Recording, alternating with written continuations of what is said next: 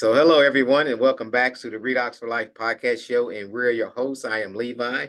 This is Lamika Renee. And today, ladies and gentlemen, we are continuing this discussion on how service providers are making a difference in their community.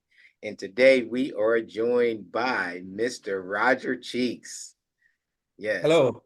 God bless everybody. Yes, thank you and bless you also. Mr. Cheeks, I'm sure our viewers would love to know who Roger Cheeks is and what inspired you to venture into the career path that you're in. Oh, wow. Very good question.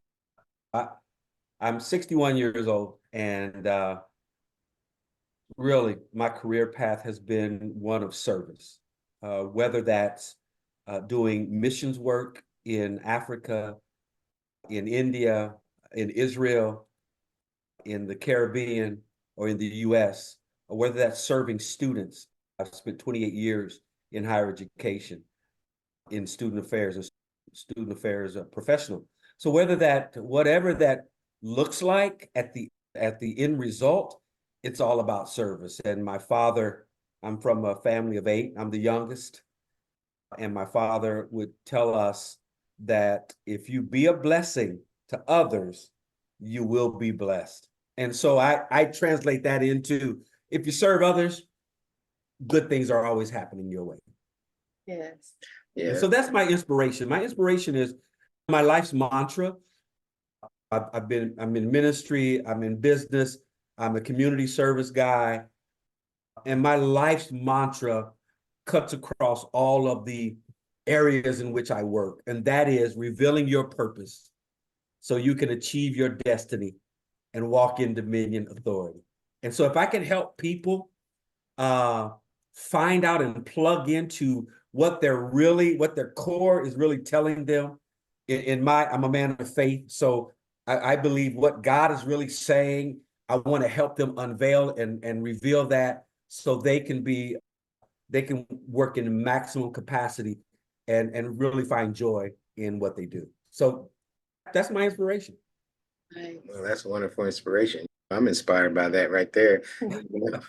So, definitely, you know what, we are to be a service, for others, and that's hence for the name of the show. We are providing a service for people in the community. Man, that's fantastic. Where did that? Okay, so your father instilled that when you was young, be of service to other people, and so therefore you will be blessed. And we are testaments of that. But at what age did you really understand that, man, it's your life's calling to be a service to other people? I say it really crystallized for me at 11 years old. My parents were pastors. My dad was a church planter. But during that process of my life, watching my mother and father and watching different services and ministries and community work he done and they did, basically we were more concerned about the community than about the 4 walls in the church. And I found out at 11 that if I can help people, and I was a great athlete. I was a basketball player. I played Division I basketball coming out of high school, Terre Haute North High School. And even at that, athletically, I was very competitive. But my task was not for me only to be a good player and an outstanding player individually, but it was a team concept. So the team is always greater than the one. I'm a Star Trek fan, all right? And Star Trek, there was an episode where Spock was dying and he had to save the ship. And so in saving the ship, he went into a radioactive area, and Kirk looked to his right and didn't see Spock at the comm. And so he knew Spock was going to try to save everyone. So he went down, and Spock was on one side of the wall, Kirk was on the other side, a glass wall. And as Spock was dying, and it's really, he borrowed it from John Locke, the philosopher John Locke, but Spock said this: the needs of the many outweigh the needs of the few or the one. Mm. And so again, that I translate that into a team concept. The needs of my team outweigh my individual accomplishment. If the team wins, I win. Mhm. So I take that across my political life, my service life, my ministry life. It doesn't change. Yeah, that's good, man. That's good. The needs of many, man, supersedes the needs of one. Yeah. Yeah. Or the few. It puts you in a mindset and a heart set, because your mind and your heart are 17 or 18 inches away from each other. And so sometimes we miss stuff by 17 inches, right? Because Yeah. we don't follow our heart. Sometimes we follow our head. Sometimes we follow our head, we don't follow our heart.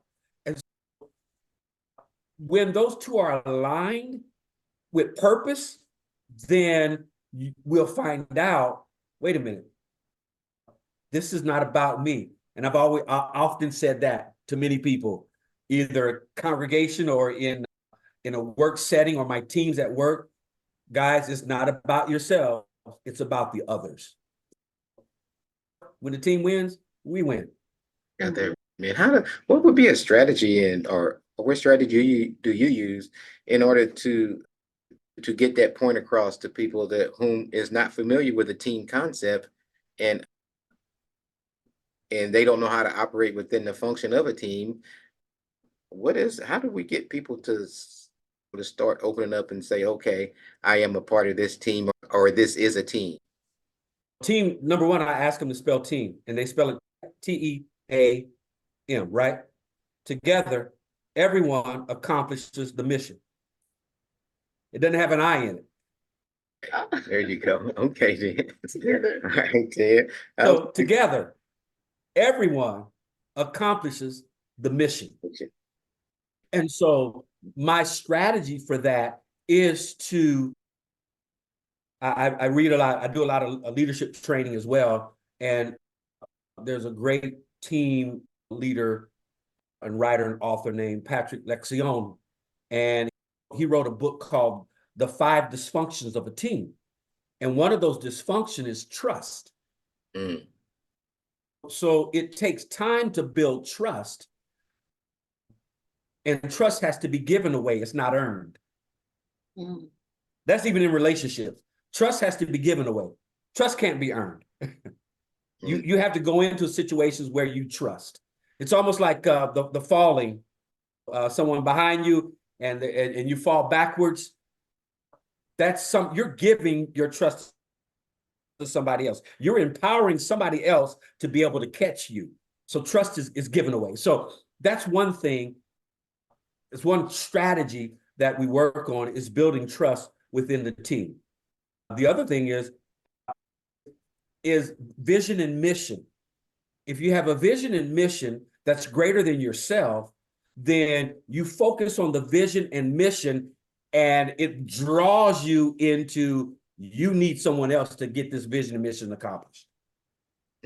Yes, definitely. So every team, every objective, every goal has to have a vision. Why?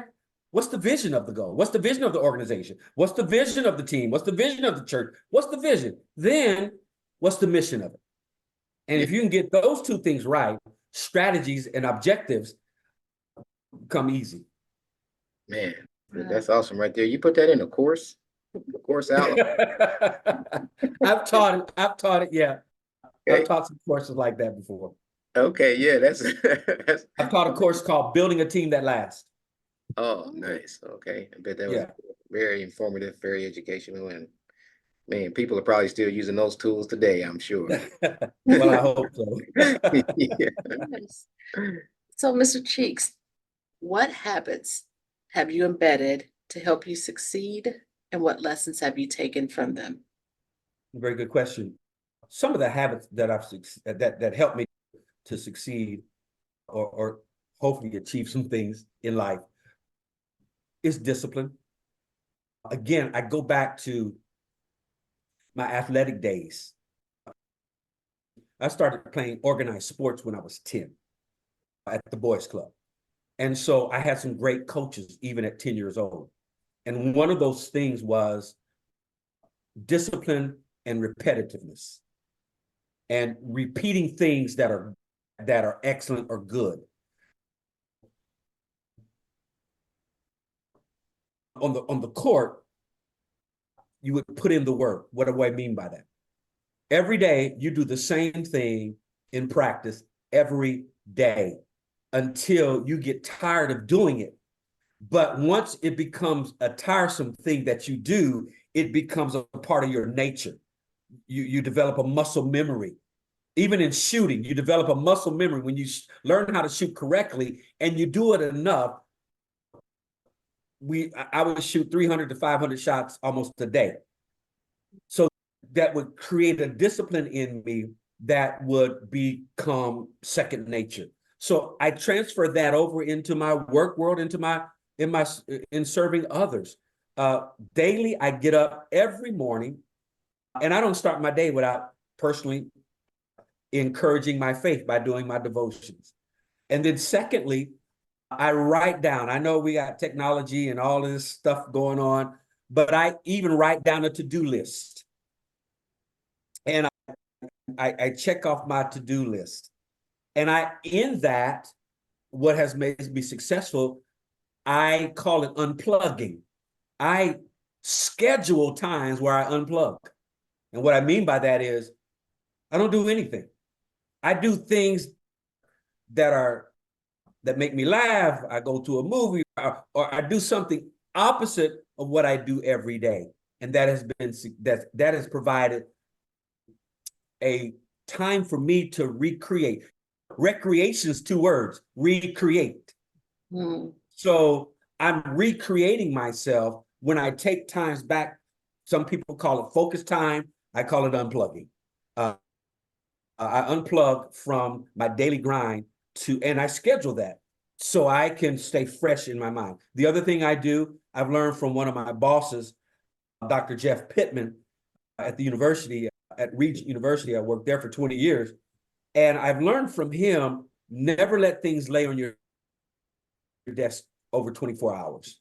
So when you got a task, complete that task and prioritize your task and complete those tasks in a timely fashion. When I get emails from individuals, I don't let those emails set for over 24 hours. Professionally, I try to answer emails as quickly as I can. Am I successful all the time? No, not all the time. But those are some of the things that I use to help me succeed. I work out every day. I do something every day. I go to the gym at least 3 days a week, if not 5, and I work out to take care of my body. Mm. Okay. Consistency. Yeah, that's definitely consistency and repetitiveness. Got to have those, man. If you're going to be successful in anything, sports. If you want to play on a team, you got to show up for practice and you got to participate and you got to do the drills. I was telling someone the other day, I said, there are levels, right, of participation. When I wanted to get a college scholarship, here are the things that I did to be successful. Now, again, those things are transferable. I would do my chores every day. Then I would go to the gym and lift weights. After weight training, I'd go shoot. And then after shooting, I'd go play until the end of the day. And I did that repeatedly to work on my skill. Same thing when I started working. Now I work remotely, right? I work from the home. I get up every day, put on my work clothes, come downstairs in my house, and I work. I don't go upstairs. I don't do laundry. I don't do all those things. I have a job to do. And so that discipline is key to anything. Anyone who wants to be successful at any level, and success for me may be different looking as success for you. But success is this: keeping that vision and mission, that purpose, repeating that purpose every day of your life to yourself, and staying focus on the goal. Yeah, so that's awesome right there. So would let me see here. Vision and let's see. Mission. Say sight, or what we can see and vision. Those are two different things. Is that correct or no? Yeah. I say it like this. You got to see it before you see it. Mm. Mm-hmm. You have to see it before you see it. You have to see it in your mind's eye. Mm-hmm. That's vision. My mind is constantly working. I can look at a building that's abandoned. I see something. I see it before it's something. I can look at family structures, see it before you see it. And so you have to embrace. Vision is really embracing the future and pulling it into the present. Mm. Yes, Oh, definitely. Okay. It's embracing your future. It's looking. It's my undergrad was in history, so I have an acumen, if you will, a historical acumen to be able to look at something from the past, bring it to the present, make sense of it, synthesize it, but also my vision takes it to the future. And anyone who has life in them, and everybody has life, you want to be able to be in the moment, but you also want to see beyond the horizon and see, I know where I am now, but I know where I'm going. And then the objectives and the strategy will get you to where what 2, 3, 4, 5 months and 2, 3, 4, 5 years from now. Yes, definitely. Yes, man. How do you shed people from people that want to interrupt your vision, your path, your purpose? And you got those people, sometimes as your family members. And Sure, absolutely. what is a strategy one should use to to to push them people aside without, I guess, really hurting their feelings or things like that? How do you Right. continue on with that, put that negativity around? Very good question. And it happens. I've experienced the death of a vision. I've experienced the death of personal visions. I've experienced death of ministry visions. I've experienced death of business visions, and I've experienced death of community service visions. It happens, but what has to happen to the individual who has the vision, the mission, the plan, and first of all, you got to know what you're here for, your purpose. If you don't realize, if you don't recognize your purpose in life, you're dead on arrival. You're just, you're dead on the arrival. If you recognize your purpose, you're going to have people, everybody is not going to jump on your bandwagon and root you on and say, yes, go for it. From a ministry faith perspective, I preach or teach this. Joseph had a dream, but that dream ended him in the pit before he got to the palace, because he told his brothers that they were going to serve him. And they said, that's no dream that we saw. So they ended up actually wanted to kill him. But one of his brothers said, no, let's put him in the pit and let the Midianites take him. And then another brother named Judah, who means praise, which means praise, got him out of the pit. And then the Midianites caravan took him on into Egypt. But that was all a part of a divine universal plan that sometimes we don't understand, but we got to stay the course. So you got to keep, what do? You keep speaking that vision. You keep speaking that purpose to yourself. And don't try to convince other people of what you think you're supposed to do and what your purpose is. Go for it regardless. Family, friends, haters, celebrators, they're all going to be around you. And those negative people, close your ears to Yeah. negative. The late Dr. Pat Robertson of the 700 Club, I knew him for 20 years. And I had a meeting with him at one time. We talked, just him and I, about 45 minutes. And he said to me, I asked him, how do you do all of this? How did all this come about? The business, the school, everything you've done. He said, some people are going to be with you and some people are not. And he said, there's negative all around you. Don't even talk about the negatives. We understand negative. Let's talk about positive things. So surround yourself with positive people. That's how you keep that flame, a purpose and vision in your life. Man, that's fantastic right there. That's fantastic right there, man. I love that, man. Thank you so much. That is fantastic. Yeah. So thank you. So let me ask you this, Mr. Cheeks. How can people get a hold of you to find out more, to either receive your counseling, your advice, and then just to communicate with you? Oh, I'm very easy. My phone number is available. 757-663-1757. 757-663-1757. My email is available. R Cheeks, like the cheeks on your face, both of them. R Cheeks .dominion, like Dominion, DOMINION @gmail.com. rcheeks.dominion @gmail.com. We're getting ready to relaunch a faith-based community service organization that I've had since 2002. And there's going to be a society called the Dominionaire Society. Ooh, I love that. that. I don't want to be a millionaire. I don't want to be a billionaire. I don't want to be a trillionaire, or, as Forrest Gump said, a gazillionaire. But I am a dominionaire. And let me translate that for you. Let me give you some meaning behind that. I believe, as a man of faith, that God has a dominion, and that is that is everything he's created.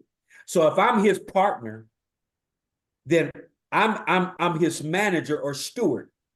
And so therefore I am in a dominion. So I'm a dominionaire. So whatever God has, I have.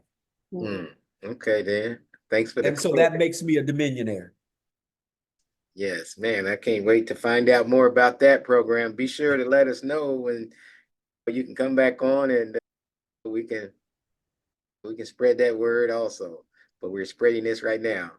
That's a great note to end it. Thank you so much for joining the Redox for Life podcast show. Yes. And once again, we're your hosts. I'm Levi. This is Lamika Renee, joined by Mr. Cheeks and the Dominionaire community. There you go. Thank you, sir, for joining us. You're welcome. Thank you so much. Thank you. All right. Yes. Thank you so much. Fantastic. And are you in the Redox for Life podcast group by chance? No, I'm going to get in the group though.